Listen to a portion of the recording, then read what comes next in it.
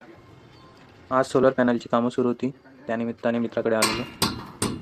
पहिला खांबा उभा राहिला होता. आता दुसऱ्या खांबाचं कामं चालू होणार आहेत. आपलं सोलर आहे 3.5 kVचं आणि त्यासाठी लागणार आहे 24 फूट लांबीची जागा. चौथं घर आहे सगळं, त्यामुळे सगळ्यात लेट आहे कारण इथं घेणार आहे. आता भाऊ वेल्डिंग करून घेतोय रॉड 24 फुटासाठी. बाबांनी दुसऱ्या खांब्यासाठी माप घेऊन त्याला मारणं सुरू केलं आहे. त्यानंतर बाबांनी खेळा मारून झालाय. आता भाऊ ते पुढे वेल्डिंग करून घेतोय जेणेकरून पाईपांच्या आत पाणी शिरायला नको. पाईप घालून सोलर पॅनलला धोका निर्माण होऊ शकतो. हे 2 पोल उभे केले गेले. आता भाऊ पुढच्या कामाला लागलाय. आपल्याला 24 फुटाची 2 रॉड लांब लागणार आहे. त्यासाठी 2 रॉड तयार करायला आता घेतोय.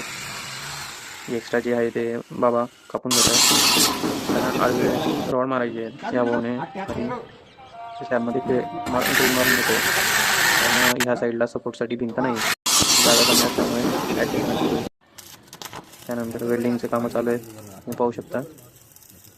भाऊने 2-3 वेळेस वेल्डिंग चेक केली, व्यवस्थित होते नाही होते. मापही चेक करतायत, कारण थोडंसंही चुकलं तर पाण्याचा फ्लो सोलर पॅनलवर निघणार नाही आणि आपलं जनरेशन कमी होईल.